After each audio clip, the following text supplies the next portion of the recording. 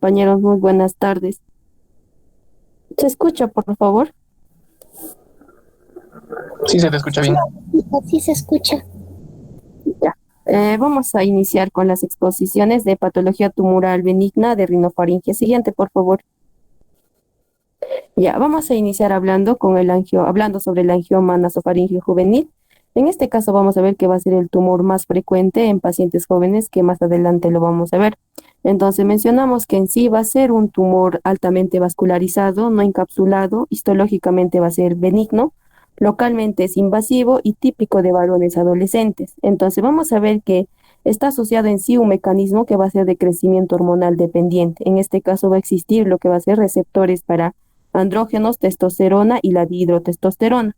En cuanto a la epidemiología, vamos a ver que el 0,5% de todos los tumores es aproximadamente de cabeza y cuello, va a representar, ¿no? El 0,5. Es un tumor típico de varones adolescentes, este va a debutar aproximadamente entre los 10 y los 18 años. Esto va a ser la característica más frecuente de este tumor benigno. Su incidencia va a variar mucho, va a depender en sí de la localización geográfica y estas vamos a depender también bastante según los estudios, ¿no? Por ejemplo, en Egipto, en la India, en el sudeste asiático, que va a tener en sí frecuencias de aparición mucho más altas que en países como los Estados Unidos y en Europa. Siguiente, por favor. Vamos a hablar sobre la histología, en este caso en sí, las características propias, que va a ser una tumoración lobulada, de coloración rojo-azulada y de una Chicos, superficie, de una superficie lisa y friable. Está recubierto por mucosa intacta, en este caso no ulcerada, excepto en casos en los que se haya realizado una biopsia previa o otro tipo de manipulación en esta zona. Entonces, microscópicamente vamos a observar en sí tres componentes propiamente de este tumor. Vamos a ver la presencia del retículo, donde va a estar constituido por fibras de colágeno y se pueden también encontrar lo que van a ser las zonas de calcificación y restos óseos. Con frecuencia también vamos a poder observar lo que van a ser la hemorragia intersticial y la presencia de necrosis. El componente celular, en este caso vamos a tener lo que va a ser ocupando los espacios entre la red colágena y en aquí se encuentran abundantes fibroblastos de morfología variada y las células gigantes polinucleadas. Y tercero, vamos a tener un tejido vascular donde se va a encontrarse en sí lo que va a ser la base del tumor propiamente y se pueden encontrar también arterias de estructura normal con función nutritiva que se va a manifestar o que se va a ramificar hacia los diversos segmentos, en este caso con la neoformación limitada que va a estar característico por una sola capa endotelial. Siguiente, por favor. Vamos a hablar en sí cómo va a ser el desarrollo propiamente de este tumor, también denominado crecimiento tumoral. Entonces, el crecimiento va a ser lento, pero este sí va a ser bastante invasivo. Histológicamente, estos tumores son benignos, pero pueden comprometer lo que va a ser la vida del paciente, debido a que este tumor se extiende bastante y a nivel intracraneal principalmente. Ocurre aproximadamente del 10 al 36% de los casos, siendo en sí la frecuencia va a abarcar lo que va a ser la pituitaria, la fosa craneal anterior, la fosa craneal media y las zonas más frecuentes afectadas son estas mencionadas. Entonces, inicialmente vamos a ver que este tumor va a crecer bajo la mucosa del cabo, en este caso, y desde ahí es donde va a poder o va a diseminarse o va a progresar y esta va a tomar diferentes direcciones y entre estas vamos a tener tres principales, una que va a abarcar la parte superior, una parte anterior y una lateral. Entonces, si la progresión se va a darse a nivel de la parte superior, entonces va a invadir lo que van a ser los senos etmoidales, que van a ser posterior y esfenoidal, y pudiendo desde aquí lo que va a hacer penetrar en el endocráneo, y esta a su vez va a invadir lo que van a ser las celdas hipoficiarias, contactándose así con el seno cavernoso y a la carótida interna. Si vamos a ver que va a abarcar en la parte anterior, va a alcanzar lo que son las fosas nasales y va a producir en sí una dificultad respiratoria nasal progresiva y también va a producir lo que van a ser deformaciones del tabique nasal.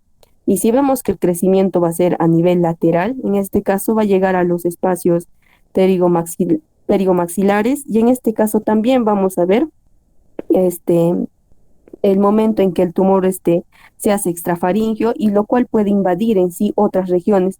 En este caso podemos ver el seno maxilar, a nivel de la órbita y la fosa infratemporal, como podemos ver en la imagen. Siguiente, por favor.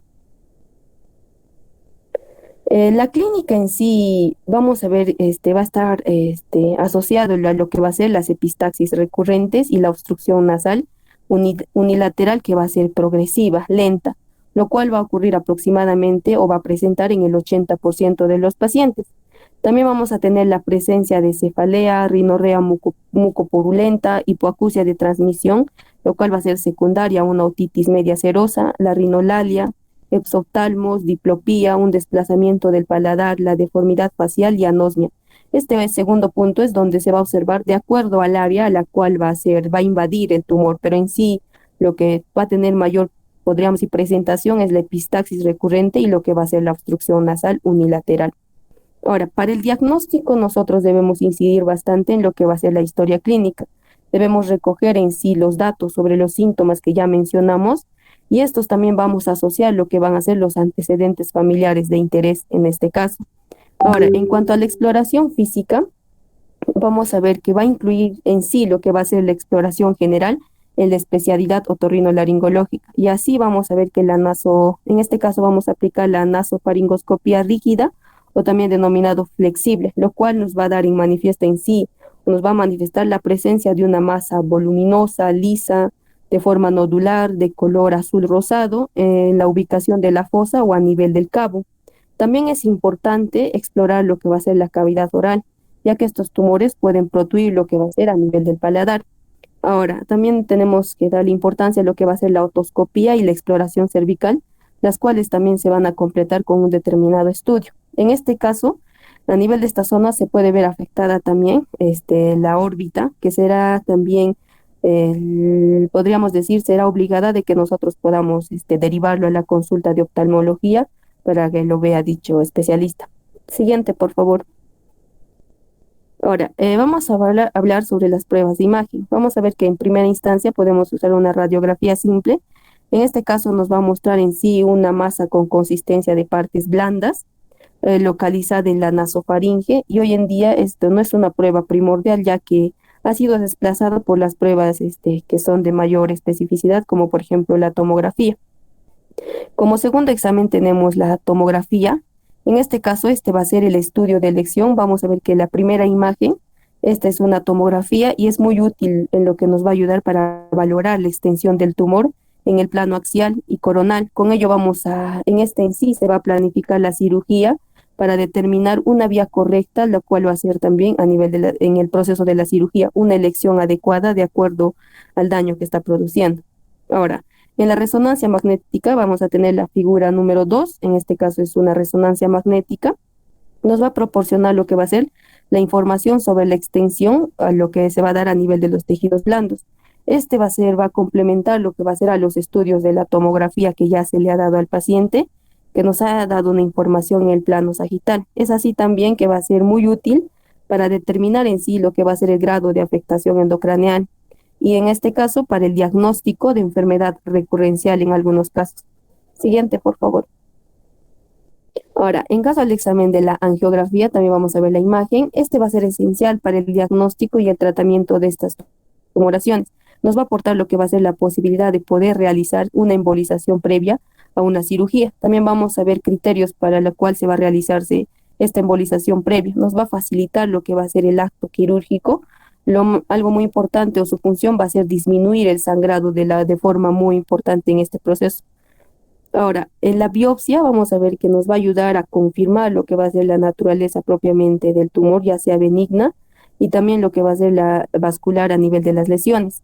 Ahora, el diagnóstico de presunción se va a realizar en sí con lo que va a ser propiamente con la sospecha clínica y las pruebas de imagen, y debido a esto, la posibilidad de una hemorragia, debido a que estos tumores en sí tienen una posibilidad alta de producir sangrado.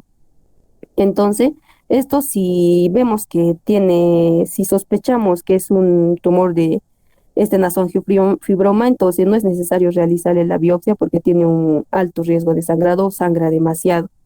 En cuanto a los diagnósticos diferenciales, vamos a tener que que diferenciar de otros tumores sangrantes que también van a ocupar lo que va a ser el espacio del cábun, donde se ubica más frecuentemente el territorio nasal y los senos, en este caso paralaterales, ¿no? Paralaterales nasales. Entre ellos vamos a destacar lo que van a ser el angiosarcoma y el hemangiopericytoma. Entonces, luego vamos a ver, de acuerdo a esto, va a depender bastante el comportamiento clínico. En este caso, más agresivo y el estudio histológico de las piezas, vamos a ver en la biopsia que se van a diferenciar de este caso por las tres características microscópicamente de este tipo de tumor. Siguiente, por favor. En cuanto a la estadificación, vamos a tener dos escalas. Vamos a tener al sistema de Chandler, el cual está empleada en sí en los carcinomas de nasofaringio, pero vamos a ver que esta escala de Chandler no va a reflejar en sí realmente el comportamiento clínico de este angiofibroma. Entonces, este comportamiento, o bueno, para poder ver lo que va a ser el comportamiento de estos tumores, vamos a usar lo que va a ser la clasificación de Session. Vamos a ver que la clasificación de Chandler solo va a tener 4 estadios. En el estadio 1 va a ser un tumor confinado propiamente a la nasofaringe. En el estadio 2 va a tener una extensión tumoral a la cavidad nasal o a nivel de los senos esfenoidal. En el estadio 3 va a tener una invasión del antrum, el seno etmoidal, la fosa perigomaxilar, la órbita, el cuello, ¿no? En algunas ocasiones. Ahora, el estadio 4 va a tener una invasión intracraneal, la cual es más agresiva. Y vamos a ver que en la tabla 2 ya también va a tomar más específico y vamos a ver el comportamiento que va a tener. La clasificación de Session, el cual también tiene 3 estadios, pero en este caso vamos a tener que el estadio 1A va a ser un tumor confinado en las fosas nasales, 1B va a tener una extensión tumoral a uno o varios senos paranasales. Ahora, en el estadio 2 vamos a tener 3. Un estadio 2A que va a tener mínima invasión en la fosa pterigomaxilar. En el estadio 2B va a tener una ocupación completa de la fosa pterigomaxilar y en el estadio 2C va a tener un tumor que se va a extender lo que va a ser la mejilla y la fosa temporal. Y en el estadio 3 va a tener una extensión intracraneal. Entonces, de acuerdo a esta clasificación es donde vamos a seguir nosotros con el tratamiento. Siguiente, por favor. Para el tratamiento vamos a ver que actualmente se ha podido ver que los autores van a considerar en sí lo que va a ser propiamente la resección quirúrgica del tumor, en este caso previa embolización del mismo, y va a depender bastante del tratamiento de elección. En este caso va a ser la resección quirúrgica propiamente de este tumor. Entonces, el objetivo del tratamiento quirúrgico va a consistir en sí la erradicación completa del tumor con la menor movilidad posible, pero van a existir diversas vías de abordaje y la elección de una u otra va a determinar bastante por la localización y la extensión que va a tener esta tumoración. Entonces también vamos a incluir a lo que van a ser la experiencia del cirujano con cada una de las técnicas. Entre los tipos de abordajes más empleados vamos a tener el de globin mediofacial, la cirugía endoscópica nasal, la vía transpalatina, la rinotomía paralateronasal. En caso de tumores, en este caso con invasión intracraneal, puede ser necesario la combinación de estas distintas vías de abordaje adecuadamente la posición del tumor.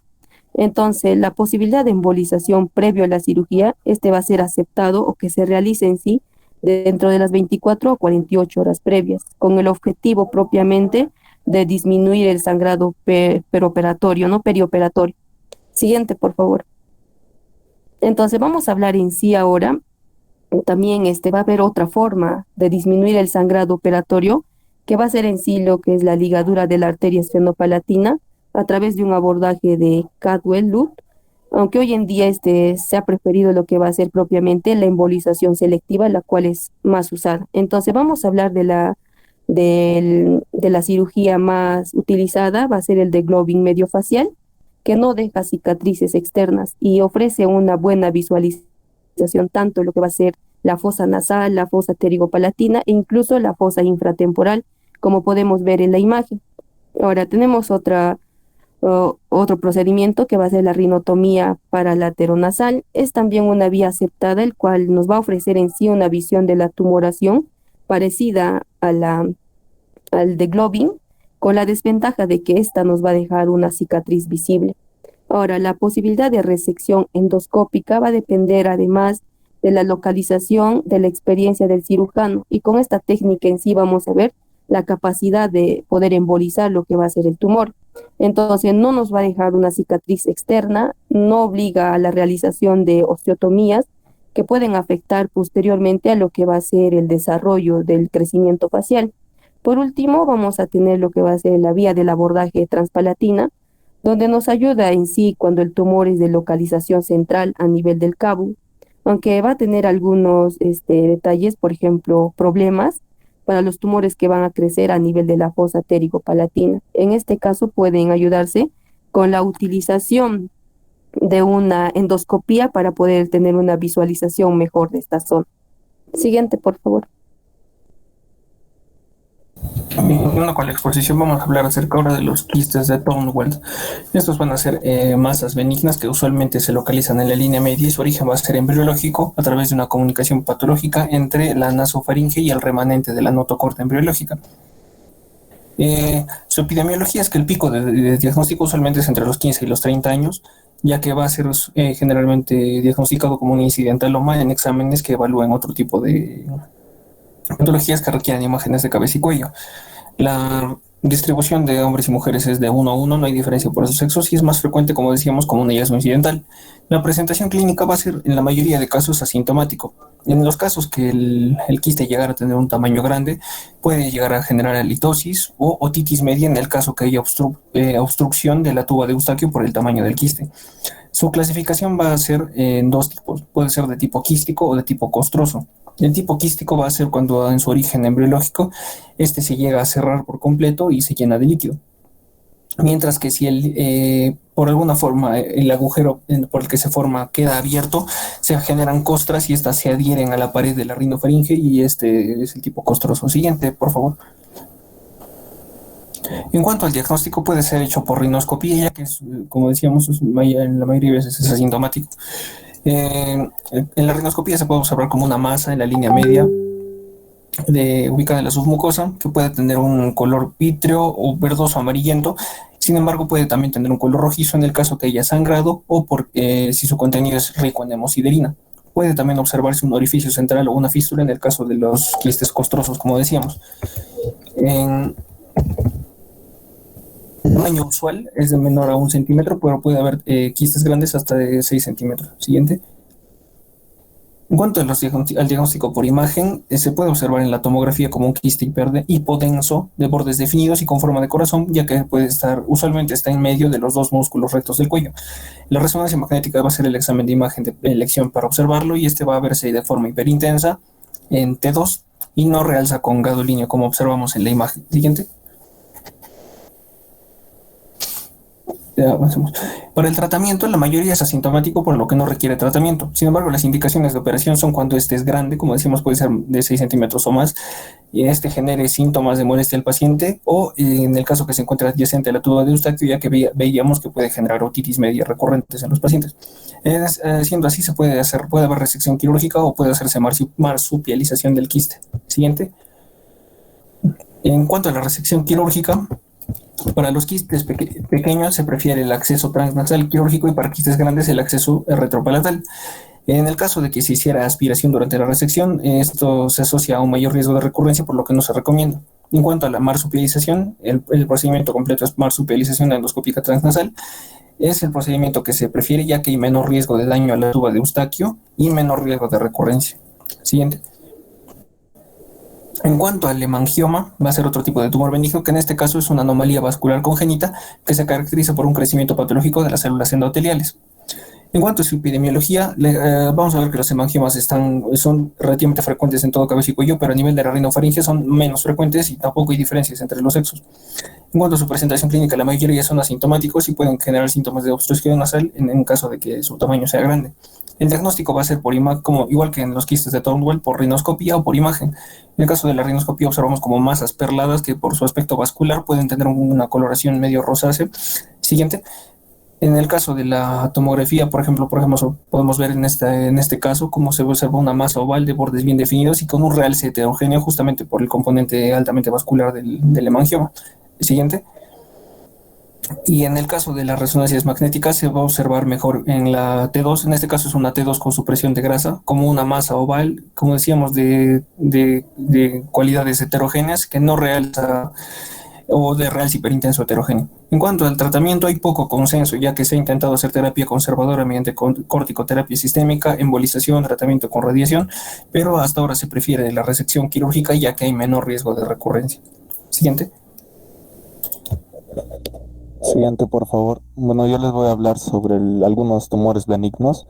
Bueno, para empezar, que los tumores benignos a este nivel suelen ser un poco frecuentes, ¿no? Uno de ellos es el lipoma nasofaringeo, que se puede dividir en congénito y no congénito, ¿no? Esta va a ser una tumoración rara que se puede originar en tejido adiposo, ¿no? Que se va a encontrar justamente a este nivel de la submucosa. En la microscopía sobre todo se va a ver, ¿no? Estos adipocitos maduros que van a generar el tumor, ¿no? Y en la microscopía van a tener un aspecto bilobulado o pueden ser también únicos, ¿no? Dentro de la exploración física, estas van a tener la consistencia, ¿no? A caucho o pueden ser duras o también quísticas. Además, tampoco estas van a ser dolorosas y su coloración va a ser un tanto blanco amarillento, ¿no? Como la grasa. Dentro del tratamiento va a ser un tanto simple, ¿no? Y se va a tratar nada más de la exéresis del tumor, ¿no? Generalmente no recidiva. Siguiente, por favor. Luego tenemos al adenoma pleomorfo de la nasofaringe. Bueno, esta va a ser una malformación también rara y se puede presentar desde el nacimiento o también en la etapa adulta, ¿no? Esta va a surgir a partir de las glándulas salivales menores, ¿no? De esta mucosa nasofaringea. Dentro de la exploración física, bueno, en el examen físico, estas van a causar obstrucción, ¿no? Porque va a haber en este caso va a ser el efecto de una masa, ¿no? Y siempre es necesario tratar de diferenciarlo con la atresia de Coanas, con la laringomalacia y las fístulas traqueoesofágicas, porque se confunden mucho. Abajo podemos observar también una muestra de hematoxilina y eosina y donde se observa sobre todo, ¿no? Estructuras fibrinoides del estroma, ¿no? Lo que vendría a ser este adenoma pleomorfo, ¿no? Dentro del tratamiento, bueno, esta sí va a necesitarse una extirpación quirúrgica vía transpalatina sobre todo y bueno, generalmente tiende a recidivar, ¿no? Por eso es que debe de retirarse en toda su extensión y eficazmente. Luego al lado derecho tenemos, ¿no? El pólipo velloso, teratoidea de la nasofaringe. Esta va a ser una malformación congénita que va a surgir de las células totipotenciales del ectodermo y el mesodermo. Estas van a tener predominio en las mujeres, ¿no? Y bueno, la mayoría de veces aparece en la nasofaringe, que algunas veces también puede aparecer en la bucofaringe. Y bueno, siempre se debe hacer una diferenciación también del glioma intranasal, del angio, meningiocefalocele y del craneofaringioma, ¿no? Que sería tumores malignos. Y bueno, el tratamiento también se va a establecer, ¿no? Por medio de un ATAC se va a realizar su exéresis. Siguiente, por favor. Luego tenemos al paraganglioma nasofaringeo. Estos suelen presentarse sobre todo a nivel del cuello y cabeza. Nos van a hacer tumores de cuello y cabeza, sobre todo en el glomus timpánico o en el glomus yugular, también en la carótida, ¿no? Pero hay ocasiones más raras que sí puede aparecer también en la laringe tráquea o en este caso, como estamos hablando, en la nasofaringe. Estas van a cursar también con una obstrucción nasal y se pueden observar siempre una masa submucosa, ¿no? Se dice Estudia pues, para no estar ahí. Sofía, tu micro.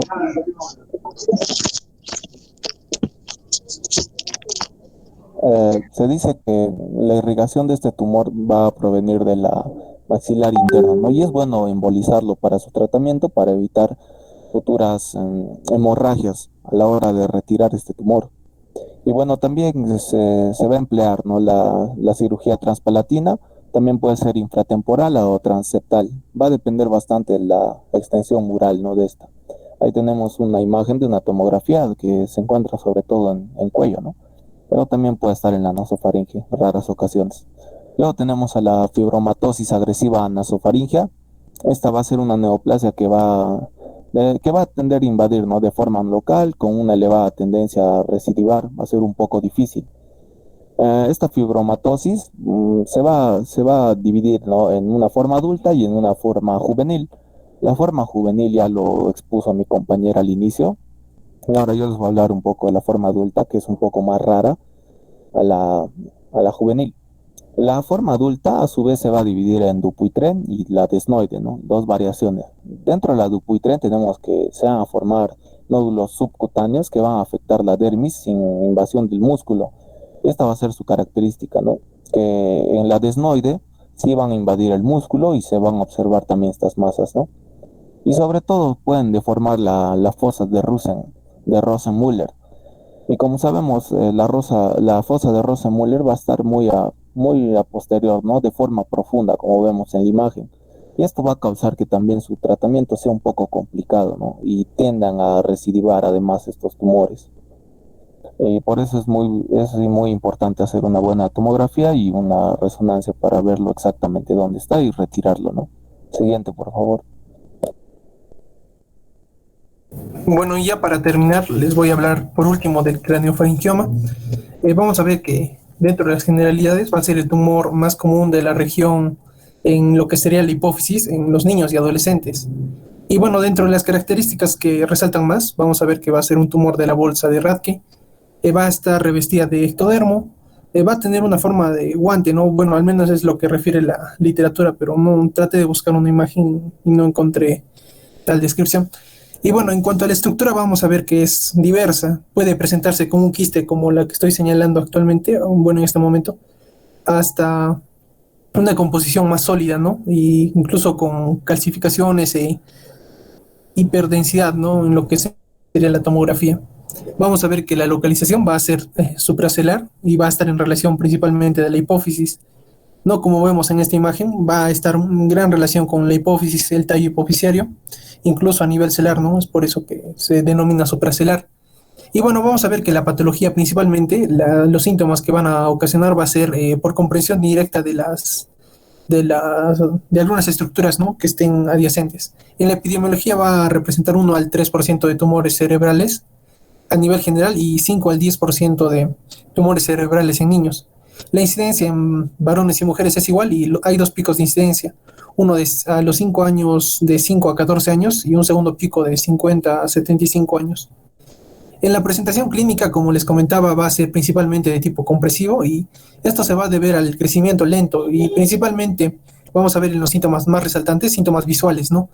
Acá tenemos frecuentes, van a los síntomas visuales son los más frecuentes, tenemos déficit oftalmológico y va a depender del patrón de crecimiento para afectar principalmente, por ejemplo, al quiasma óptico o algunas otras estructuras, ¿no? Y esto va a provocar una hemianopsia, puede ser bitemporal, una hemianopsia homónima, por ejemplo, derecha, izquierda, dependiendo del patrón de crecimiento. Alteraciones endocrinas, principalmente por daño directo y compresión de lo que sería la hipófisis. En este caso, a su vez podría ocasionar diabetes insípida, déficit de GH en un 75%, GNRH, TSH y ACTH. Y vamos a ver que en los niños se va a principalmente caracterizar por un retraso del crecimiento, ¿no? Esto en niños pequeños y bueno, en niños que ya estén en la transición a la pubertad, un retraso en lo que sería la pubertad, la menarquía, ¿no? Y en los adultos principalmente con disfunción sexual, ¿no? Disfunción eréctil o puede ser otro tipo de alteraciones, ¿no? Como dismenorrea en mujeres.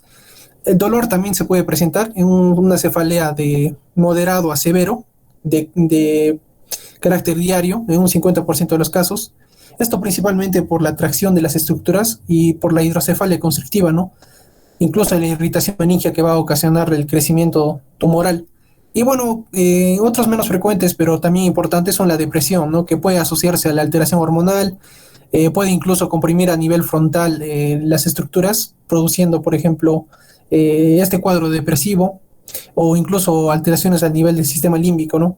Y también es importante destacar que aparte de estos cuadros, como es un crecimiento intracerebral y bueno, intracraneano, también va a tener síntomas de hipertensión endocraneal, ¿no? Vómitos, fotofobia, puede presentarse en vómitos, en escoptazo, dependiendo, ¿no?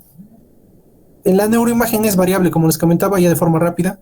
Puede aparecer como un quiste, como lo vemos acá, hasta formas ya más solidificadas, ¿no? Y va a ser una masa supracelular, tiene calcificación un 60-80% de los casos. Y bueno, el diagnóstico diferencial va a ser el macroadenoma, meningioma, glioma óptico y quistes de Rathke. Y bueno, en la evaluación también tiene que hacerse una evaluación endocrinológica y una evaluación oftalmológica, ¿no? Para ver las alteraciones. Y bueno, por último, el tratamiento definitivo va a ser principalmente de carácter multidisciplinario, ¿no? Y puede tenerse, pero hay dos opciones: un tratamiento quirúrgico agresivo, donde se hace una resección completa de la tumoración, o un tratamiento quirúrgico conservador, donde se trata de no hacer un tratamiento tan agresivo y los restos se van a tratar con una radioterapia.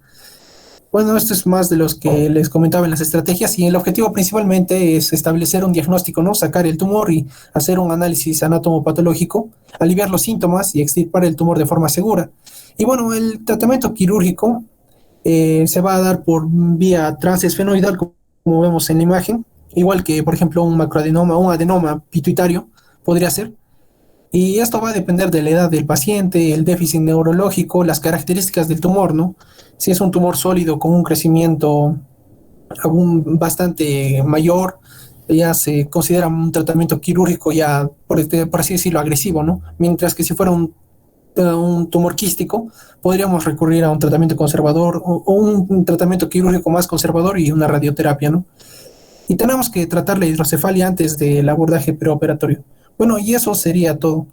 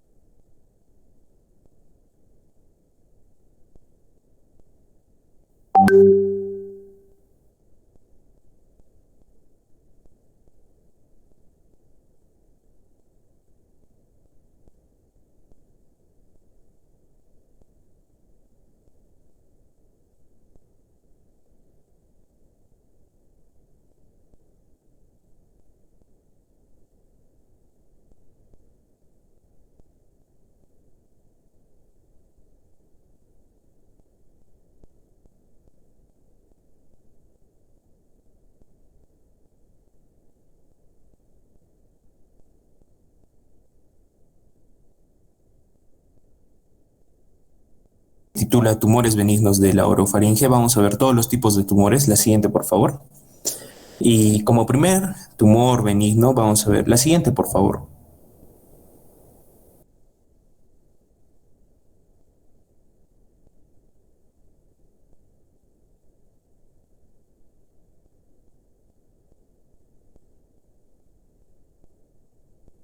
Ya. Como primer tumor, vamos a abordar todo lo que es referente y relacionado con el papiloma orofaringio. Vamos a ver la etiología, que ya podemos verlo en el mismo nombre, ¿no? El papiloma, las características y el tratamiento. Podemos ver acá, esta es una imagen, cómo se ha formado un papiloma en la zona de la úvula, ¿no? Ahí está señalado. La siguiente, por favor. Entonces, para hablar del papiloma orofaringio, tenemos que ver que básicamente este tipo de patología va a ser un tumor. Es una neoplasia, que se caracteriza por ser epitelial y esta es benigna, ¿ya? Entonces, esto se va a proyectar a toda la superficie circundante. Entonces, esta lesión va a consistir en un tipo de lesión, valga la redundancia, más o menos de característica vellosa o arboriforme, ¿no? Y esto se va a dar en el tejido conectivo fibrovascular, que está cubierto sobre todo por las células neoplásicas, ¿no? La etiología, como su nombre mismo dice, papiloma, pues se va a relacionar con la infección por el virus del papiloma humano, Y como ya sabemos y hemos visto en cursos anteriores, tiene más de 70 tipos, ¿no? Estos van a producir lesiones verrugosas benignas en la cavidad oral, en la piel y en la mucosa, ¿no? Así como en otros órganos, igualmente acá produce lesiones verrugosas benignas. Y en la cavidad oral, algo que hay que resaltar es que más frecuentes, ya que hay 70 tipos, los tipos más frecuentes de papiloma son las variedades 6 y la variedad 11, ¿no? Eso es algo muy importante. La siguiente, por favor.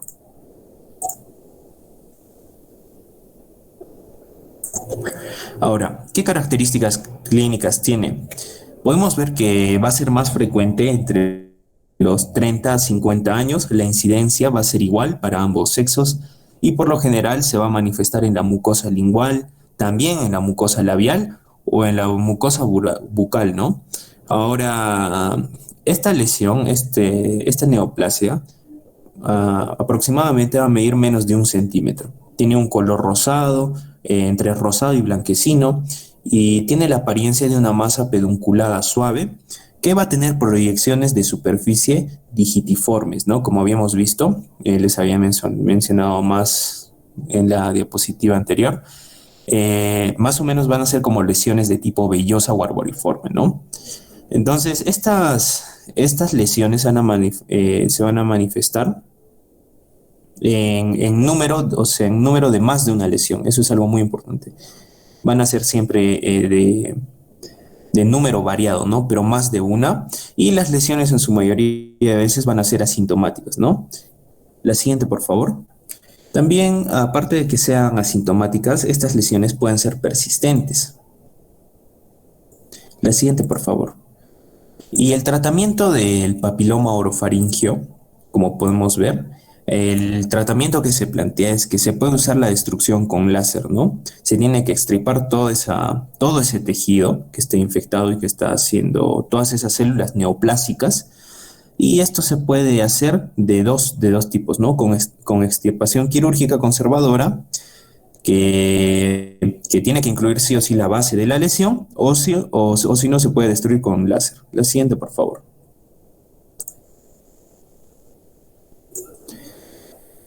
Después tenemos al fibroma de la amígdala. El fibroma de la amígdala básicamente se va a tratar de una neoplasia benigna que sigue en frecuencia al papiloma, ¿no? Y esta rara vez se va a transformar en maligna. Ahora, el crecimiento de este fibroma de amígdala tiene como característica de ser lento y por lo general suele limitar a una sola amígdala, ¿no? La etiología, la causa de esta patología es que se va a presentar con igual frecuencia en ambos sexos y quizás a menudo en individuos jóvenes que en las edades medias y avanzadas de la vida. La siguiente, por favor. Y tiene algunas características. Nosotros, si podemos ver cómo es la anatomía patológica de este cuadro, es que el fibroma en general si pueden ver en imagen, tiene característica de ser pediculado, pero también puede ser sésil.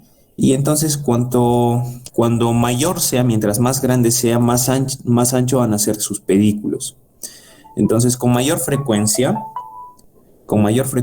es simple y como se origina en el tejido conjuntivo, necesariamente tiene su origen en las trabéculas, ¿no? En ocasiones sufre de degeneración quística, pero en general esta patología es de consistencia firme, está bien irrigada y se irriga por algunos vasos sanguíneos, ¿no?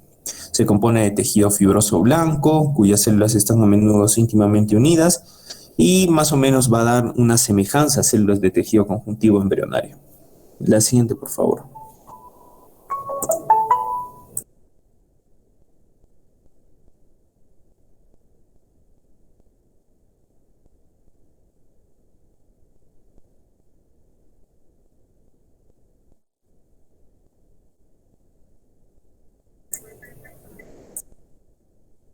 Bueno, tenemos que ver acá los síntomas que va a tener. Los síntomas que va a tener vamos a ver que pocas veces se presentan síntomas molestos, con excepto del tipo de pediculado, ¿no? Que son aquellas neoformaciones que tienen gran tamaño, en el cual se van a producir obstrucciones mecánicas, ¿no? Entonces su presencia no se acompaña de secreción, se van a caracterizar por síntomas semejantes a los de las amígdalas hiperplásicas, El diagnóstico principalmente va a ser con facilidad, pero en caso de dudas nosotros podemos escindir un fragmento y se procede al examen microscópico, ¿no? A la anatomía patológica, que es como ya hemos mencionado antes. La siguiente, por favor. Y el tratamiento básicamente va a consistir en que simplemente el tratamiento es quirúrgico. Y tenemos varios métodos y uno de ellos consiste en la ablación, que se logra con facilidad si la neoformación es de tipo pediculado. En ocasiones puede estar adherida a la amígdala o a las estructuras vecinas a consecuencia de inflamaciones amigdalares repetidas, ¿no? La siguiente, por favor.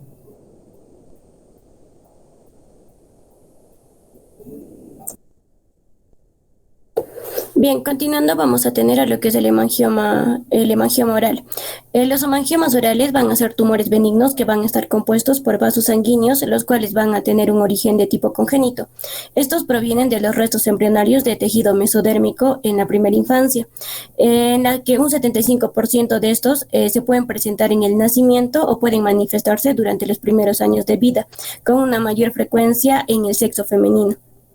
En cuanto a lo que es la etnia, la mayor incidencia se va a presentarse en la raza blanca en un 10 a 12%. El 60% de estas lesiones se va a encontrarse en la región de la cabeza y del cuello, principalmente en la piel, un 25% en el tórax, un 15% en las extremidades y va a ser poco frecuente en zonas profundas, pero en algunos casos puede localizarse también en la laringe. En la cavidad oral se van a encontrar en el labio, en la lengua, en el carrillo, siendo en una zona de gran vascularización y de red capilar que hacen posible su desarrollo, y en menor proporción van a aparecer a nivel de las encías, en el piso de la boca, o en los huesos maxilares o en el piso de la órbita. Siguiente, por favor.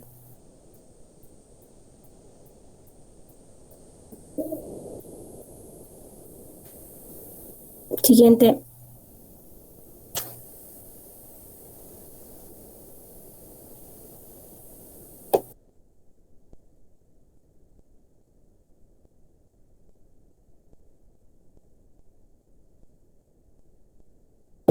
Bien, en cuanto a lo que es la etiología, no se sabe cuál es la causa específica de esta patología, pero la literatura señala que va a haber un defecto en el desarrollo de los vasos sanguíneos, y en estudios que se realizaron describen la presencia de un polipéptido angiogénico y mitogénico, el cual se va a localizarse en los mastocitos de la piel, mucosas, pulmones,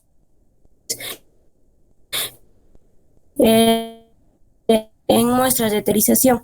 Ellos aportan que los mastocitos pueden ser la causa de la liberación del polipéptido, que contribuye en la formación de estas condiciones patológicas. Asimismo, existe otro factor que es la interleucina 8, la cual causa el origen y desarrollo de los hemangiomas y posiblemente guarda relación con la agresividad de alguno de estos tumores.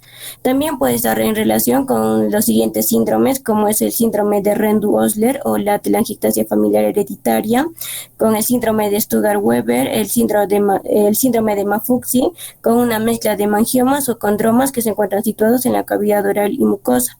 En cuanto a la histopatología, vamos a tener un hemangioma capilar, el cual se va a caracterizarse por la gran presencia de capilares de origen endotelial, los cuales se van a encontrar superficialmente. Se tiene el hemangioma cavernoso, el cual va a ser formado por grandes conductos vasculares dilatados, no bien delimitados y que llegan a afectar a estructuras profundas. Tenemos el hemangioma mixto, el cual es una variante muy poco frecuente. Ahora, desde un punto de vista morfológico, pueden presentarse en forma plana, papulosa, estelar, tuberosa, cavernosa y tumoral. Siguiente, por favor.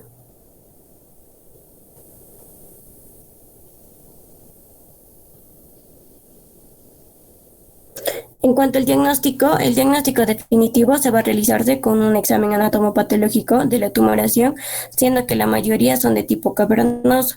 El abordaje generalmente inicia con una laringoscopía indirecta en la que se van a observarse lesiones de características vasculares. Sin embargo, el diagnóstico debe apoyarse con estudios de imagen como la tomografía, la resonancia contrastadas y como una ecotomografía Doppler. En la primera imagen vamos a ver una laringoscopia indirecta en la cual se llega a observar un tumor en el nivel de la vallécula derecha de color rojo violáceo de aproximadamente 1 centímetro de diámetro con una base de implantación ancha, una superficie lisa que no llega a obstruir la vía aérea. En la segunda imagen vamos a ver también otro tumor en la vallécula derecha, pero de 4 centímetros aproximadamente, también con una base ancha de color rojizo con fibrina en su superficie, pero la cual ya va a llegar a obstruir la vía aérea. Y en la tercera imagen vamos a ver una tomografía contrastada de cuello en corte axial, la cual va a mostrar un tumor orofaringio derecho con captación de medio de contraste y múltiples adenopatías cervicales. En cuanto a lo que es sus diagnósticos diferenciales, se le va a hacer con entidades como los procesos cervicofaciales, la actinomicosis, el quiste dermoide, el linfangioma, papilomas, granuloma piógeno, quiste óseo aneurismático, el ameloblastoma, el mixtoma, el odontogénico, granuloma de células gigantes y otras patologías similares a esta, ¿no? Siguiente, por favor.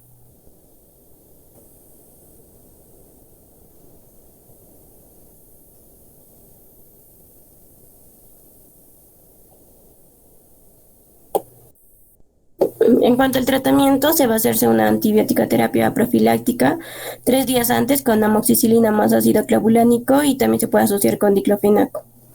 Siguiente.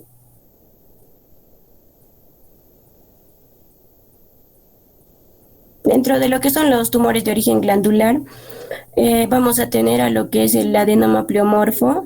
Estos van a ser tumores benignos frecuentes de las glándulas salivales, van a representar un 80%. Se suelen presentar hacia la quinta década de la vida, sobre todo en mujeres. Estos son tumores de crecimiento lento y los síntomas que van a presentar en la mayoría de las ocasiones son disnea y estridor de larga evolución. En la exploración van a aparecer como una tumoración submucosa lisa y ovoide. La mayoría de las veces se encuentran ubicadas en la subglotis. Histológicamente van a tener una amplia diversidad morfológica al contener elementos mucoides, condroides, óseos y mixoides. El tratamiento va a ser quirúrgico y su abordaje va a depender del tamaño y localización de la lesión. Se va a realizarse una paratidectomía superficial, ya que va a recidivar con frecuencia tras la cirugía y va a tener riesgo de malignización. Siguiente, por favor.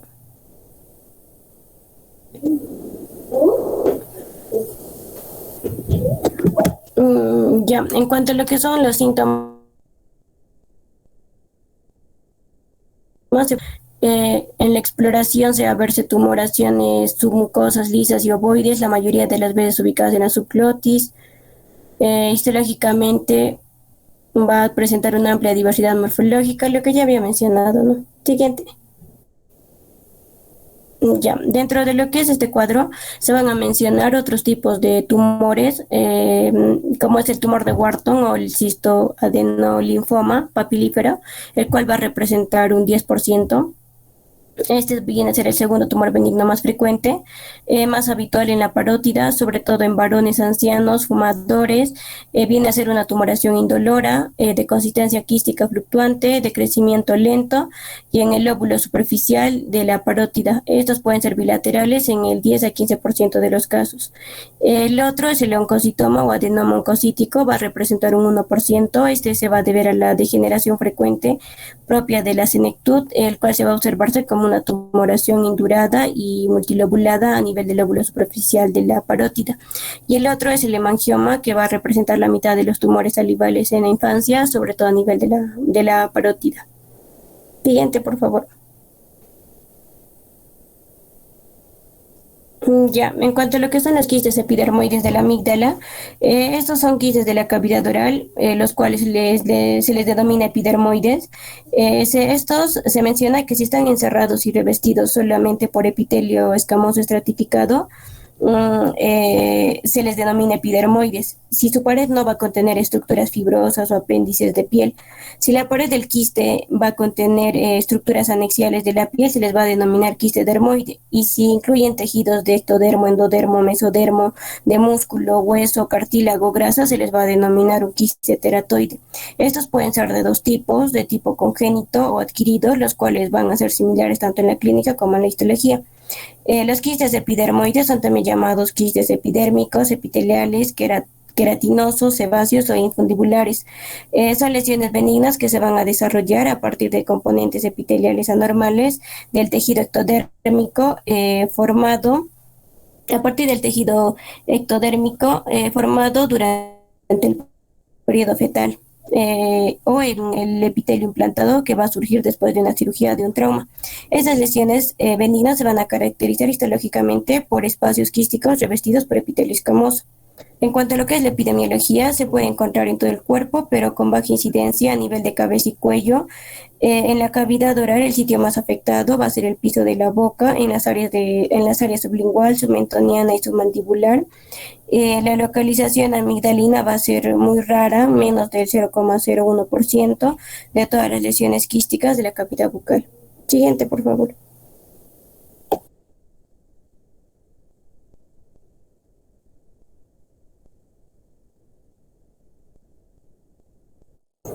Bueno, continuando con vamos a hablar de la etiología.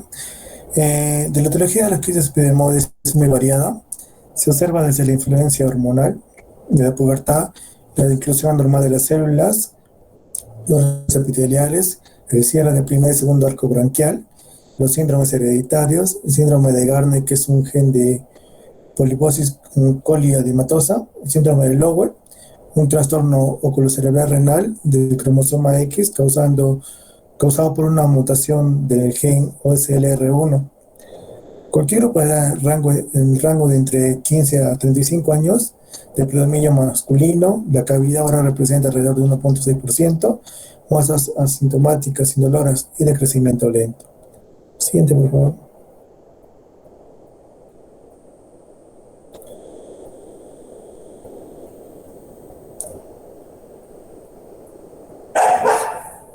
El diagnóstico diferencial debe considerarse para la hipertrofia amigdalar, incluyendo los tumores de espacio parafaringio, etiología infecciosa, quiste dermoide, quiste infoepitelial, papiloma y carcinoma amigdalar. En la histopatología hay formaciones críticas forradas por un epitelio escamoso coronado por una hiperkeratosis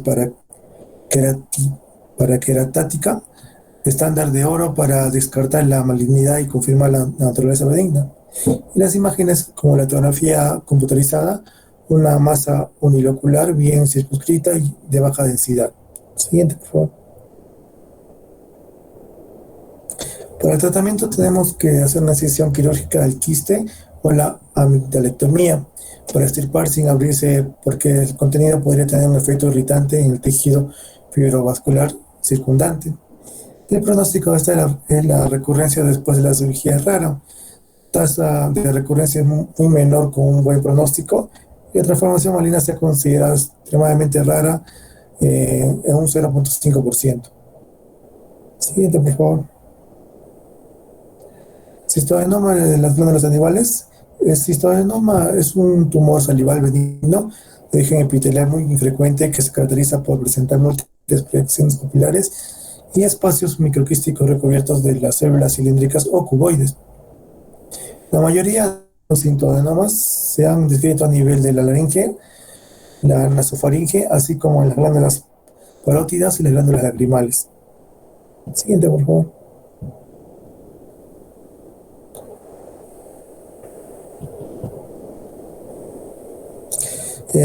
La histopatología, la localización más frecuente del adenoma pleomorfo es el paladar, representa 50% de los tumores de las glándulas salivales menores, y el periodo de ovulación del adenoma pleomorfo suele ser muy lento y progresivo. La lesión está localizada en el labio superior, drenada líquido seropurulento por orificios de pequeños diámetros que se observan en la superficie de la tumoración. Se encuentran zonas de hiperplasias y metaplasias escamosas como adelgazamiento del epitelio en la análisis de la pieza en resección. Sobre el tratamiento, el cistoadenoma se basa en la exéresis completa de la lesión, eliminando el tejido patológico. Siguiente, por favor.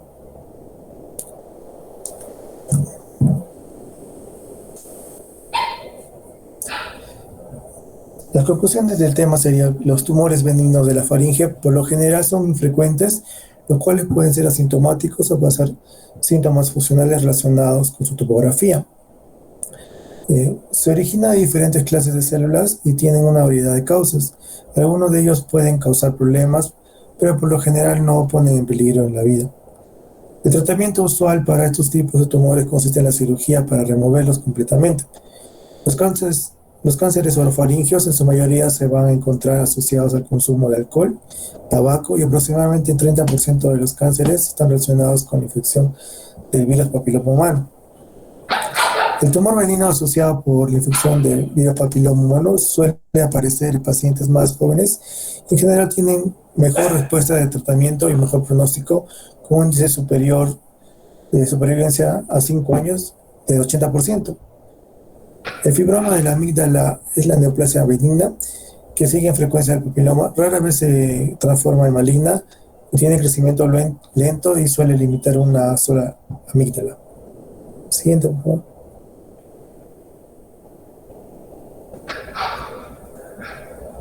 Eso es todo.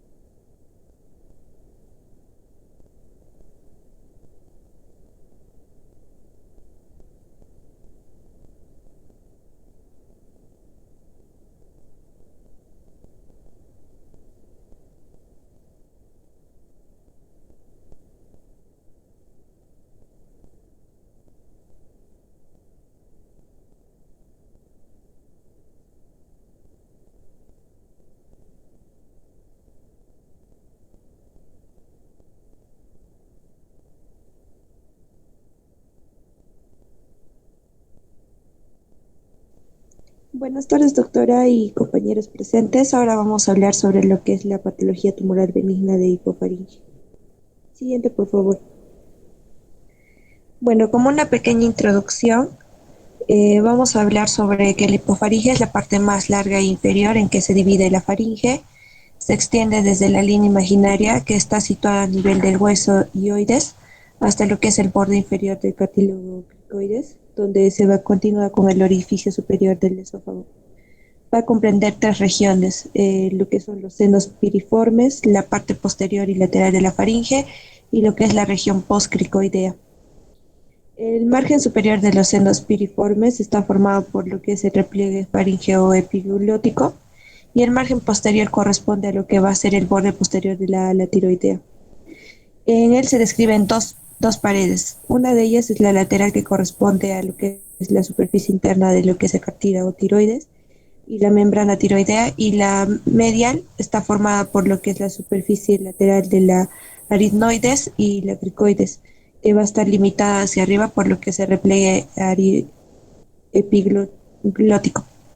La pared posterior de la hipofaringe se va a extender aproximadamente a unos 6 o a 7 centímetros desde el nivel del borde libre de lo que es el epiglottis hasta el nivel del borde inferior de la cricoides. Viene a ser el cáncer hipofaringe representa alrededor del 10% de los cánceres laringofaringeos, y tiene una incidencia total de 48 pacientes, de 0.7 en masculino y 0.1 en femenino, y una mortalidad de 23 pacientes, y uno de 0.4 en masculino y femenino 0.1%. Siguiente, por favor. Bueno, hablando sobre lo que es fibroma, viene a ser, es el tumor benigno que sigue en frecuencia al papiloma. Es más habitual en individuos jóvenes y en ambos sexos se afecta por igual. Son más frecuentes en lo que es las zonas de roce y anatómicamente se trata de una hiperplasia fibrosa, ¿no? De lento crecimiento que suele localizarse en cualquier zona de la orofaringe, boca y o hipofaringe. Están bien delimitados, son de consistencia firme y de aspecto redondeado, como observamos en la imagen, con una amplia base de implantación, aunque a veces pueden ser sésiles o pediculados e incluso tener un aspecto quístico, ¿no? Como observamos en la imagen. Habitualmente es asintomático, excepto si alcanza un gran tamaño, ¿no? Y produce lo que viene a ser una obstrucción mecánica de la masticación y de la deglución. El diagnóstico definitivo se establece con lo que es el estudio anatomopatológico mediante lo que es la exeresis biopsia. El tratamiento electivo viene a ser quirúrgico mediante lo que es la extirpación completa de la lesión, ¿no? De este tumor benigno. Siguiente, por favor. Eh, Ahora, hablando sobre lo que es angioma o hemangioma, que viene a ser una tumoración benigna vascular, casi siempre congénita, aunque puede diagnosticarse en la edad adulta. Macroscópicamente se presenta como una lesión de coloración azulada plana o puede tener una forma tuberosa y abultada que puede sufrir modificaciones de tamaño en relación con los esfuerzos, ¿no? Como observamos en la imagen inferior. Depende de su sintomatología, vamos a tener un tratamiento que puede ser que puede presentar, ¿no? Disnea, hematosis o dinofagia, y esto de acuerdo a la localización y volumen. Vamos a ver el tratamiento que en la infancia no suele tratarse, sino que se observa a la espera de una regresión espontánea, ¿no? En ocasiones va a estar con infiltraciones intratumorales de corticoides y sustancias esclerosantes sin resultados concluyentes. También se puede dar un tratamiento quirúrgico mediante exeresis. Puede ser complicado debido a la posibilidad de hemorragias y los abordajes externos o transorales son los que más son preferidos, ¿no? Siguiente, por favor.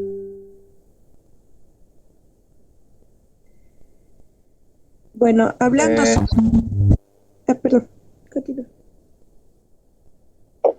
Siguiendo con la exposición sobre el mucosele, estas van a ser lesiones originadas a partir de las glándulas salivales accesorias que se van a localizar preferentemente en el labio inferior, ¿no? Entonces van a poder aparecer en otros lugares y se van a adquirir, estas van a adquirir este gran volumen y se van a denominar ránulas, ¿no? Como se puede ver en la foto.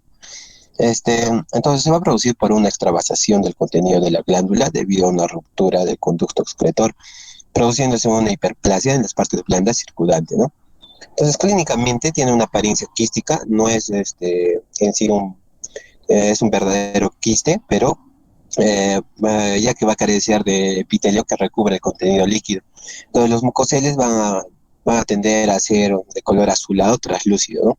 En cuanto al diagnóstico, se valora el aspecto y la consistencia, un azul translúcido y con contenido líquido, y dentro de las pruebas de imagen se puede ver resonancia y en ocasiones va a presentar una limitación debido al tamaño de la lesión, ¿no? Y el tratamiento este se resuelve espontáneamente sin necesidad de intervención, y cuando persisten o crecen en exceso y ya incomodan, esta va a estar indicada la exéresis quirúrgica, ¿no? Y va a presentar también recidivas. Siguiente, por favor. En cuanto a los lipomas, tenemos que son tumores de origen mesenquimatoso. El 13% va a aparecer en la región de la cabeza y cuello. Se van a representar en neoplasias encapsuladas, ¿no? Como se pueden ver en las imágenes, eh, en la imagen superior derecha sobre todo. Y igualmente, ¿no? De crecimiento lento, y lo ideal para estas va a ser una tomografía que va a delinear las malformaciones homogéneas y bien circunscritas. Se encuentran menos de 35 casos informados en la retrofaringe, ¿no? El tratamiento va a ser una remoción quirúrgica y el diagnóstico diferencial van a ser los fibrolipomas y los angiolipomas. Siguiente. En cuanto a los quistes, estos van a poder surgir de la fosa amigdalina y la superficie lingual, ¿no?, de la epiglotis en la hipofaringe, o presentarse como quistes solitarios de retención en el repliegue ariteno-epiglótico, los aritenoides o la hipofaringe, ¿no? Entonces estos van a ser blandos, lisos y de color amarillo. Y de acuerdo con su tamaño y localización pueden producir grados variables de obstrucción de la vía aérea, ¿no? Incluso puede producir disfagia o bien permanecer asintomáticos. El tratamiento va a ser una resección quirúrgica por vía endoscópica y en ocasiones, debido a su tamaño, se resecan a través de una faringotomía anterior o lateral. Siguiente. Bueno, El pólipo. Ay. en cuanto al pólipo fibrovascular, vamos a ver que es una lesión benigna. Esta puede aparecer en lo que es la faringe o el esófago. Su importancia va a ser en el potencial que va a tener, ¿no?, para producir lo que son obstrucciones de las vías aéreas debido a su gran movilidad, y ya que van a ser masas pediculadas. Van a aparecer con más frecuencia en los adultos, quienes predominan en el esófago cervical, a diferencia de la población pediátrica, en la que el sitio más habitual va a ser la bucofaringe. Biaggi describió por primera vez en 1893 que los pólipos fibrovasculares se van a distinguir por ser asintomáticos, por producir disfagia, odinofagia, náuseas, presión subesternal, sensación de cuerpo extraño, tos, disnea, cambios de la voz, ronquidos. En algunos pacientes pueden causar eructos, se puede hacer visible en las masas. También puede presentar grados variables de aspiración y obstrucción laringea. El tratamiento va a ser quirúrgico a través de una endoscopía. Se han notificado recurrencias hasta en 15 años después de la extracción, y también puede emplearse el abordaje externo mediante lo que es una esofagotomía cervical. Siguiente. Ya. Tumores mixtos o adenomas pleomorfos. Estos van a ser localizados más comunes en el paladar blando y en el área amigdalina. Algunas veces van a extenderse hacia la fosa pterigomaxilar o van a representar por la extensión del tumor originado en el lóbulo profundo de la parótida, como podemos ver en la imagen, ¿no? El tratamiento se va a basar en lo que es la extirpación quirúrgica por vía bucal, en una afección pterigomaxilar o extendida hacia la base del cráneo. Se va a conseguir una mejor exposición con una osteotomía mandibular media. Otros tumores benignos de origen salivar van a ser los adenomas de células basales, que van a presentar tres variedades, ¿no? Sólida, tubular o trabecular y canalicular. En todas también el tratamiento va a ser quirúrgico por vía bucal. En cuanto a los amartomas, vamos a ver que van a ser formaciones tumorales benignas que se van a originar del mesodermo embrionario. Va a tener un predominio en lo que es el sexo masculino, y el diagnóstico se va a realizar en los primeros días de vida, pero puede ser tardío cuando el amartoma no es sintomático. Algunas lesiones permanecen asintomáticas mucho tiempo, mientras que otras van a presentar los trastornos respiratorios ya mencionados en los anteriores tumores también, junto con los ronquidos, la obstrucción nasal, la disfagia y cuadros de dificultad respiratoria. En cuanto a la evolución, va a ser espontánea, y estos tumores suelen caracterizarse por lo que sería un crecimiento lento, ¿no? Y el tratamiento por lo general es quirúrgico. Gracias, eso sería todo.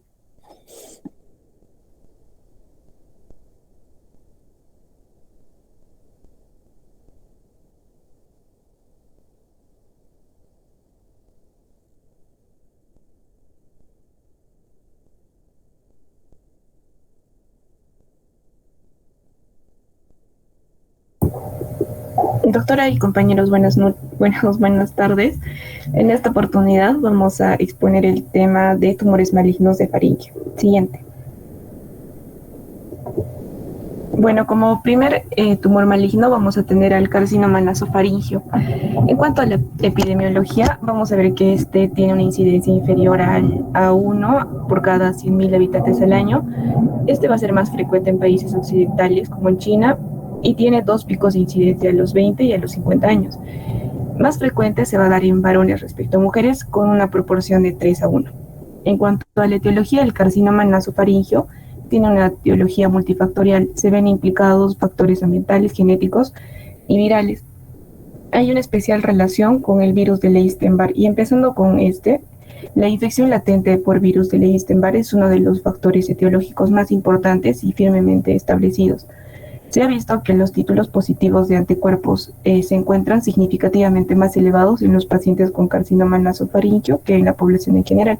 En cuanto a los factores genéticos, esto se habla de una predisposición genética debido a que se ha observado en muchos casos de agregación familiar, y los que incluyen son que, se han identificado haplotipos específicos del HLA localizados en el brazo corto del cromosoma 6, relacionados con un incremento del riesgo de padecer carcinoma nasofaríngeo. También se han visto implicados la presencia de anomalías en determinados cromosomas, como son las de lesiones en 1P, 3P, 14Q, 16P y 16Q, o amplificaciones en 1Q, 3Q, 12P y 12Q. En cuanto, siguiendo los factores ambientales, estos van a incluir factores dietéticos como el exceso de las nitrosaminas consumidas en conservas de pescados, también las carnes secas, ahumados y ciertos hidrocarburos aromáticos policíclicos. También la deficiencia de la ingesta de fruta fresca se ha visto implicados, y también la deficiencia del consumo de carotenos o fibra. Siguiente, por favor. En cuanto a la histiopatología, la neoplasia más frecuente de la nasofaringe es el tumor epitelial no glandular y no linfomatoso, que es conocido como el carcinoma nasofaríngeo, ¿no? La Organización Mundial de la Salud ha establecido un sistema de clasificación que ha sido aceptado por varios patólogos en todo el mundo y lo divide en 3 tipos.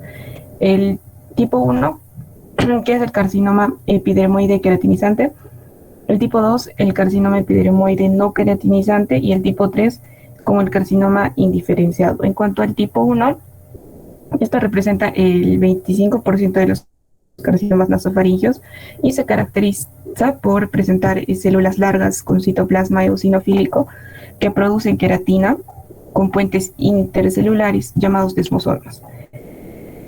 Luego el tipo 2 representa el 15 al 20% de los carcinomas nasofaringios. Estos se caracterizan por presentar distintos tipos celulares, desde formas maduras a anaplásicas, siendo la producción de queratina escasa o nula.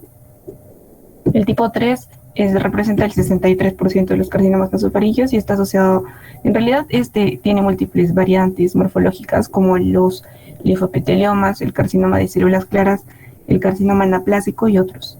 Se va a caracterizar por una proliferación linfoepitelial con células dispuestas en masas más o menos regulares, con núcleos redondos u ovalados y nucleolos prominentes.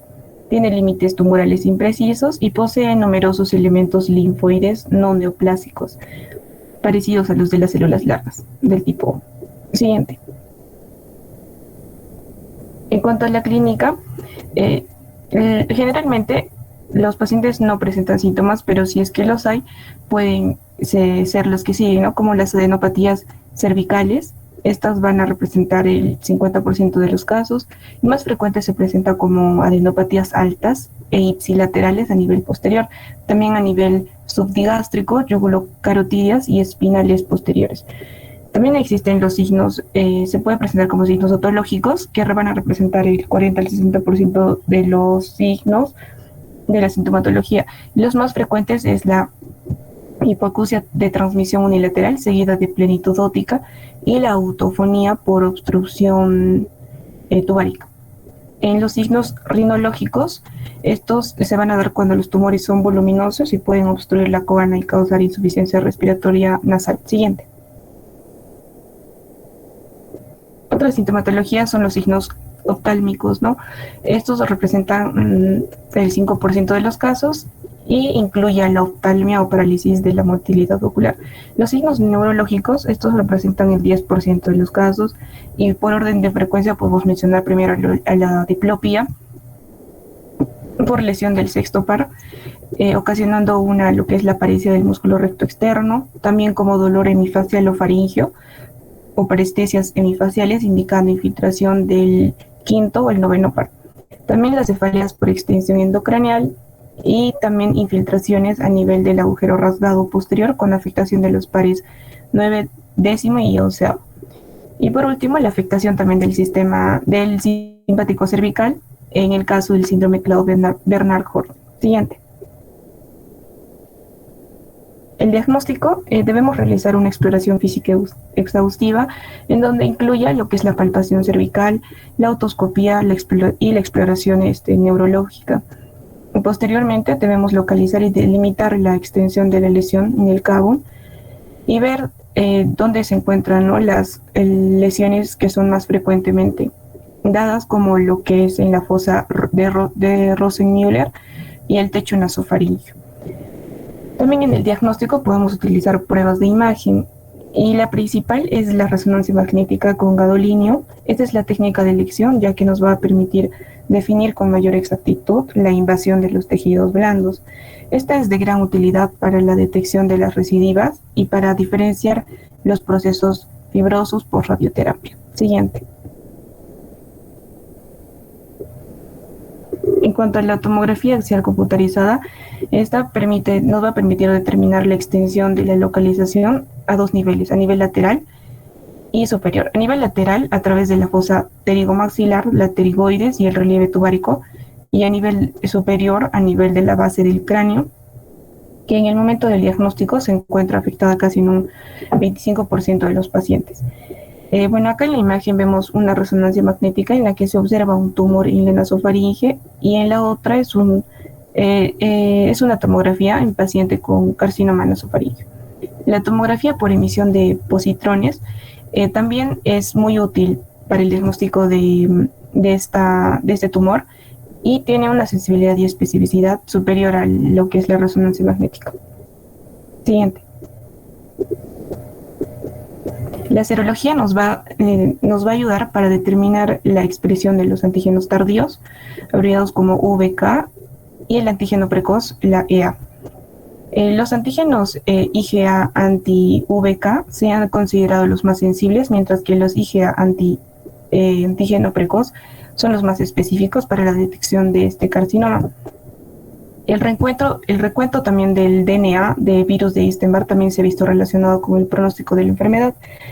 Y los estudios de anticuerpos es útil en los casos en los que el diagnóstico se hace de forma precoz como un método de screening y también para vigilancia post-tratamiento, ¿no? Y si en caso puede haber recidiva.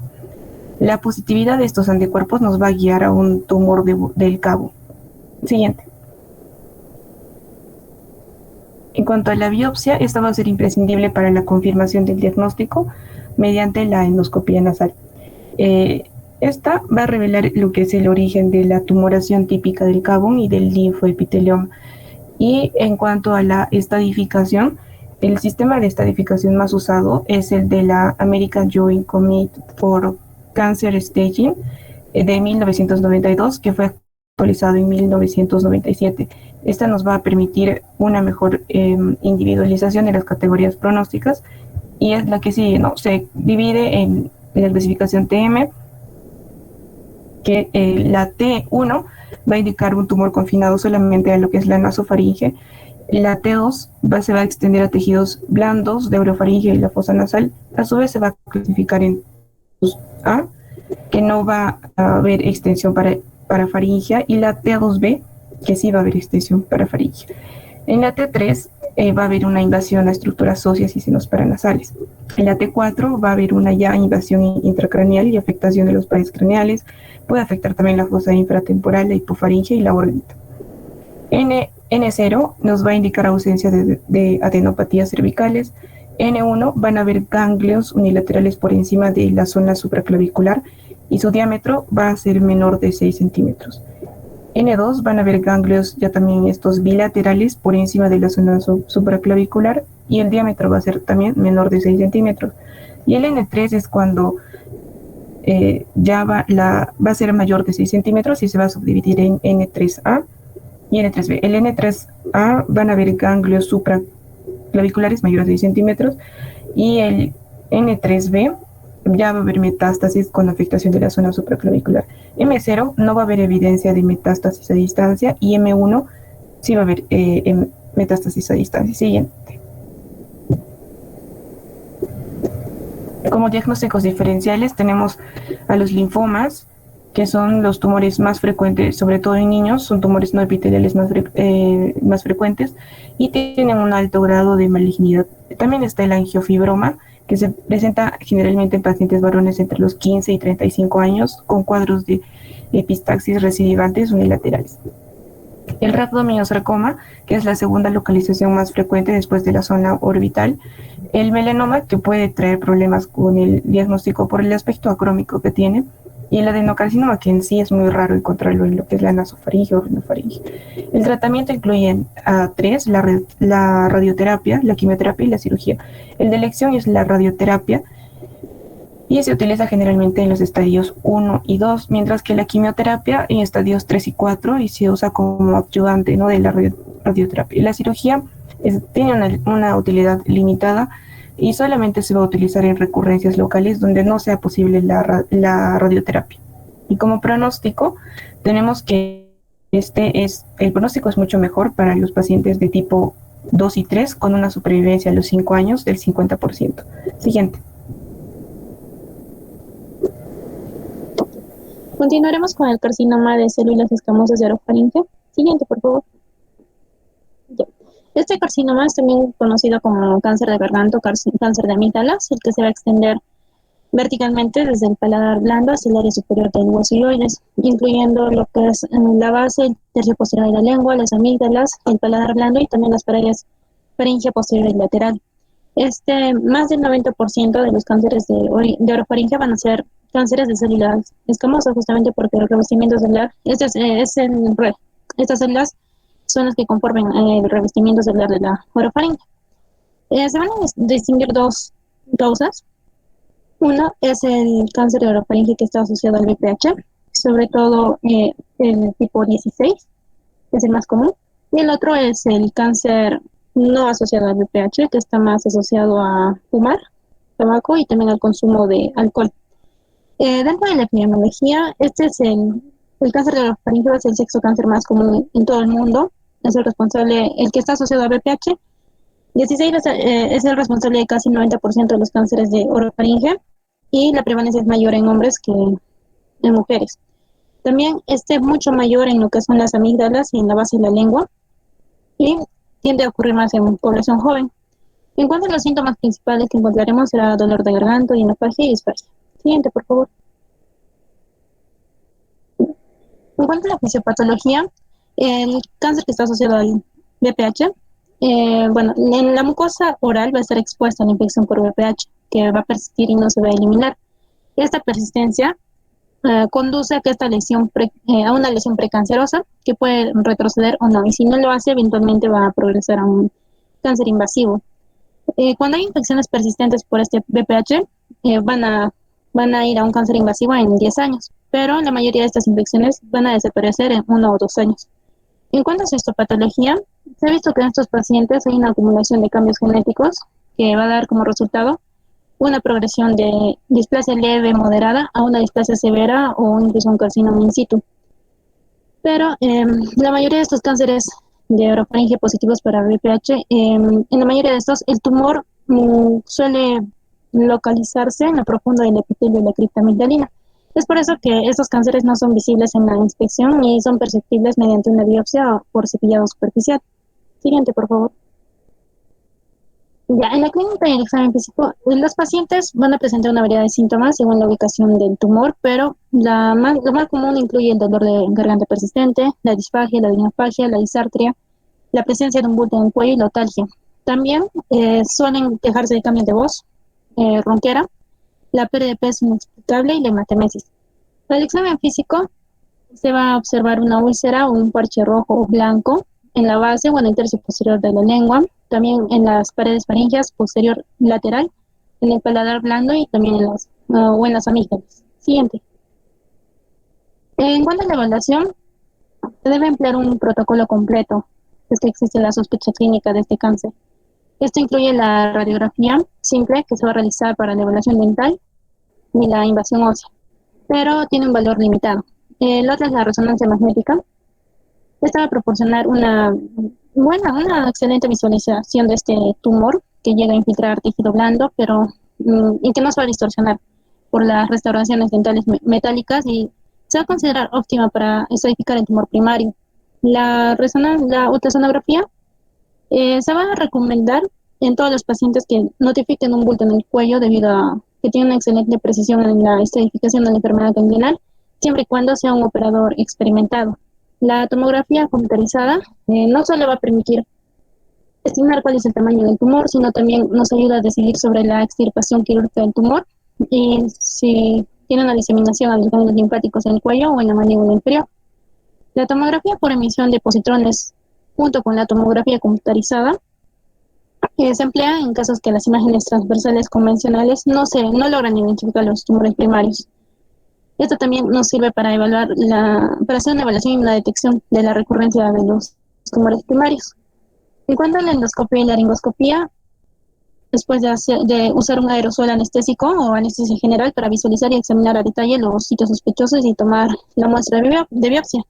La biopsia es la que nos va a dar en sí el diagnóstico definitivo y lo que se recomienda también es realizar pruebas de BPH en todos los cánceres de orofaringe que hayan sido recientemente diagnosticados.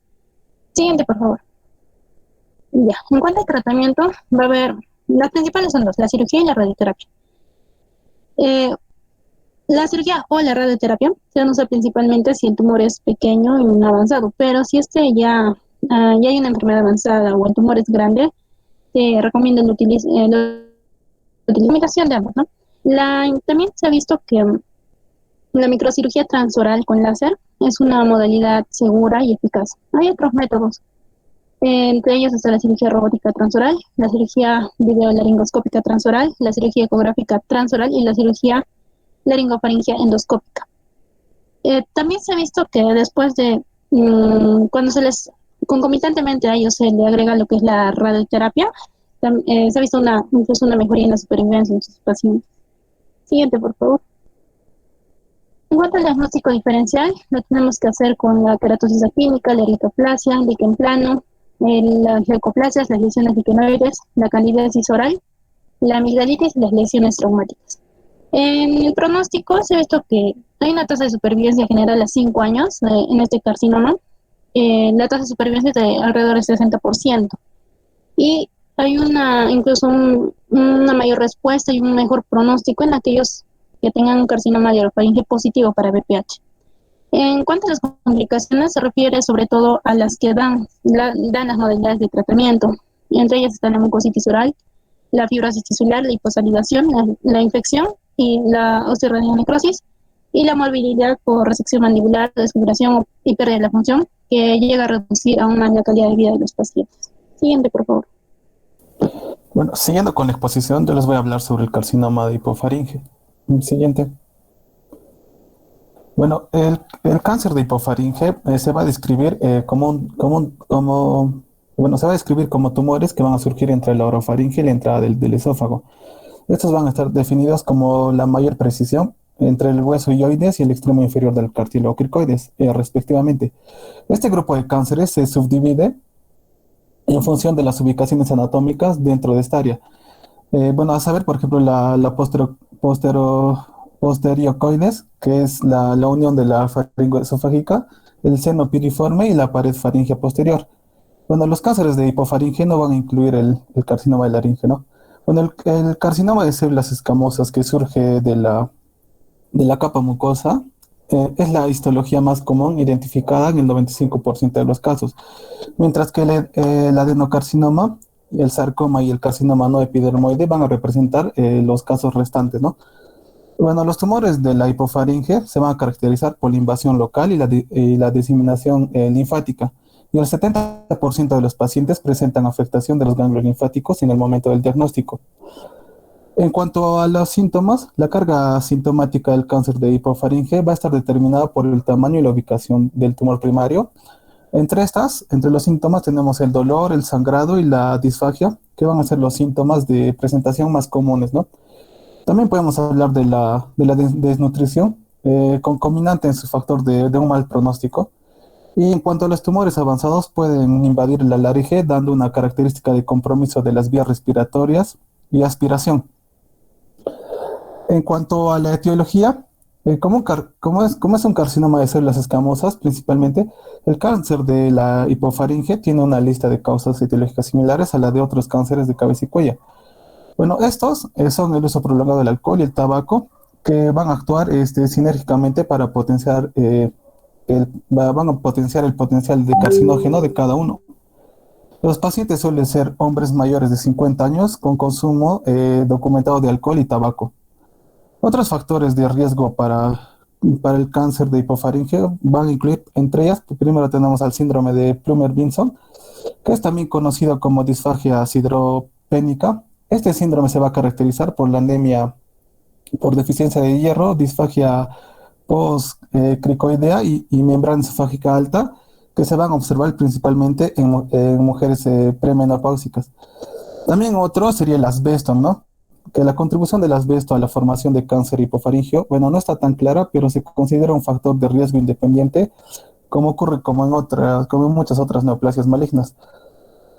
Luego vamos a tener alérgeno. Al igual que el carcinoma del esófago, se reconoce que la irritación recurrente por el reflujo gástrico va a contribuir a la formación de tumores en la región posterior a la cricoides en el mismo proceso de metaplasia-displasia. Siguiente.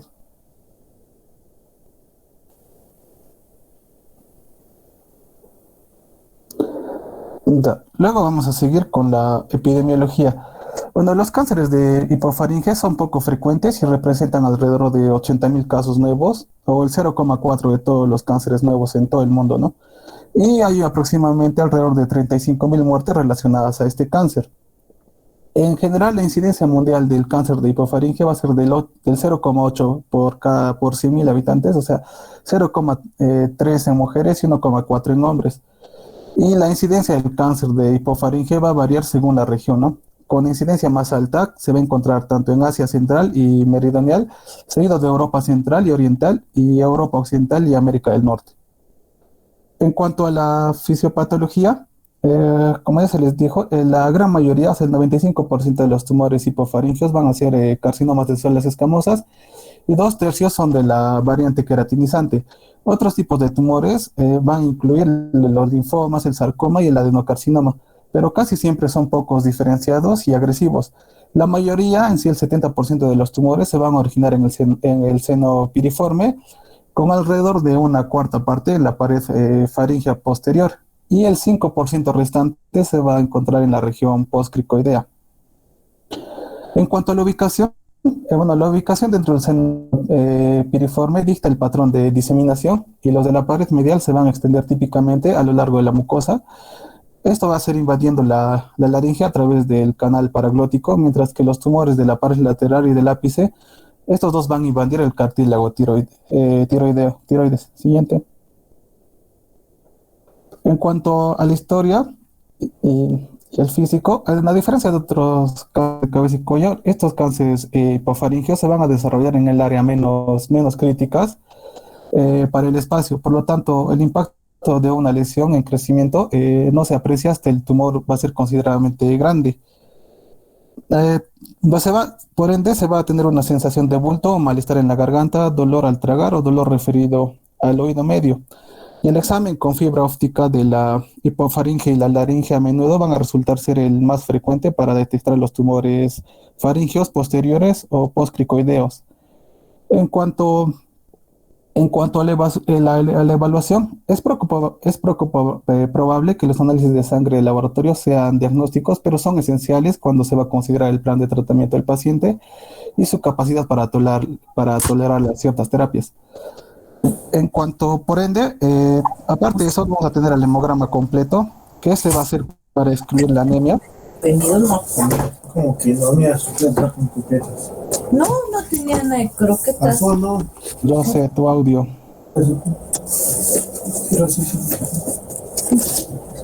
Ya, bueno. También a la albúmina sérica, que esta va a ser para evaluar el estado nutricional. Siguiente. En cuanto a las imágenes constituyen el pilar de las pruebas de diagnóstico en el cáncer de hipofaringio. Primero vamos a tener a la radiografía de tórax en busca de enfermedades pulmonares o cardíacas subyacentes.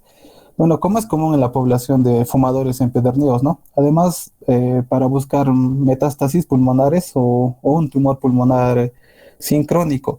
Luego vamos a tener la prueba de deglución de contraste soluble en agua o bario, que esta puede ayudar a detectar cualquier tumor postcricoideo que no sea visible con el examen de fibra óptica. Y también este va a detectar los defectos de llenado en los senos piriformes en presencia de una lesión mucosa. Luego vamos a tener la tomografía computarizada. Va a ser una forma rápida y efectiva de evaluar la ubicación, la extensión, la diseminación y la afección de los ganglios del tumor. La tomografía mejorada con el contraste de cuello, el tórax y el abdomen es esencial para estadificar adecuadamente el cáncer de hipofaringe en busca de diseminación y metástasis a distancia. También vamos a tener la resonancia magnética nuclear, que especialmente se da cuando se realiza con contraste de gadolino y es para detectar y delinear eficazmente la extensión de los tejidos blandos y la extensión de la submucosa. Y también por último vamos a tener la tomografía por emisión de positrones, que es útil para detectar la diseminación metastásica a distancia no identificada en las tomografías computarizadas. Siguiente.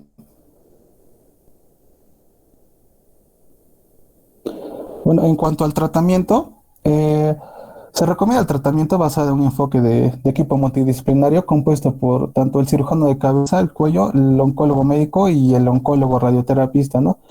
El dietista, el logopeda y el defensa del paciente. Bueno, el objetivo es lograr el mayor grado de control locorregional con el menor impacto sobre la función para preservar la fonación y la deglución y la función respiratoria.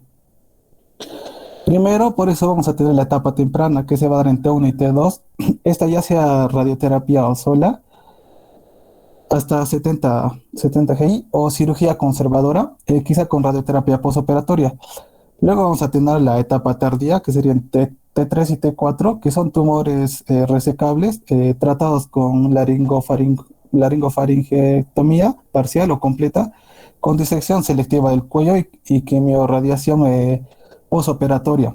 Bueno, los tumores irresecables se van a tratar con radioterapia sola o radioterapia en combinación con quimioterapia, y se debe alterar la participación en ensayos. En cuanto a los tumores tempranos de la pared lateral, se pueden tratar con faringectomía parcial, con resección parcial del cartílago tiroides lateral, en particular el ala superior. Y los tumores en la región postcricoidea a menudo están más avanzados en el momento del tratamiento, por lo que van a requerir una resección, una reconstrucción y una terapia adyuvante más extensas. Y la quimiorradioterapia concurrente se considera tanto para tumores resecables avanzados como para aquellos que no lo son, en una naturaleza paliativa. Siguiente.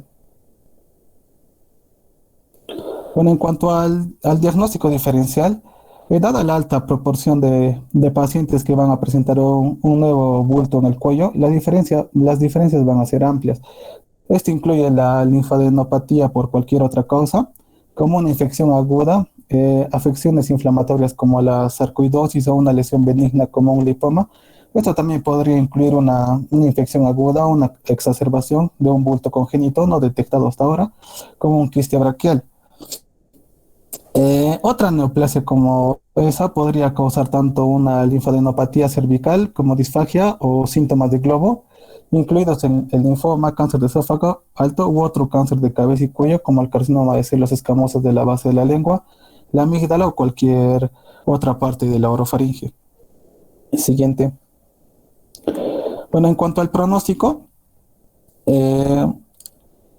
van a tener un peor pronóstico en comparación con los otros cánceres de cabeza y cuello debido a su presentación tardía y a su metástasis ganglionares tempranas. La tasa de supervivencia genera para todos los cánceres de hipofaringe pueden ser tan bajas como el 20%, y posoperatorias mejora la supervivencia general en comparación con aquellos que solo se someten a cirugía. Y hay un estudio en Estados Unidos que determina la supervivencia a 5 años según el estadio general.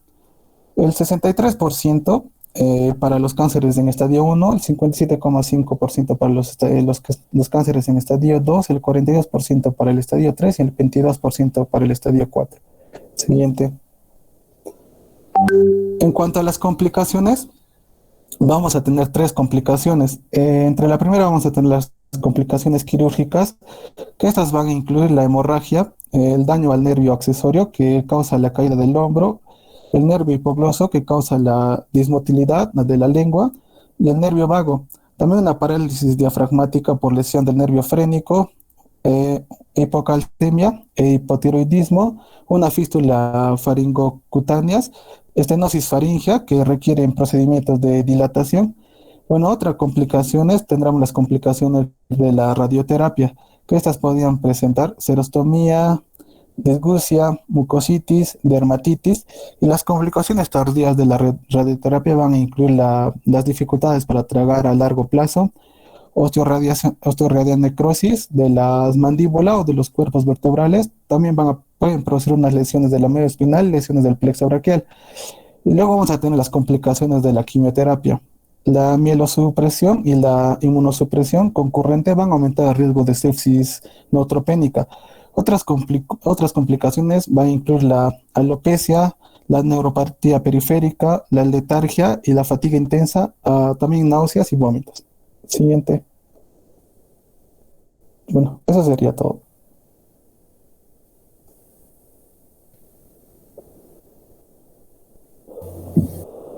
Pero chicos, por favor.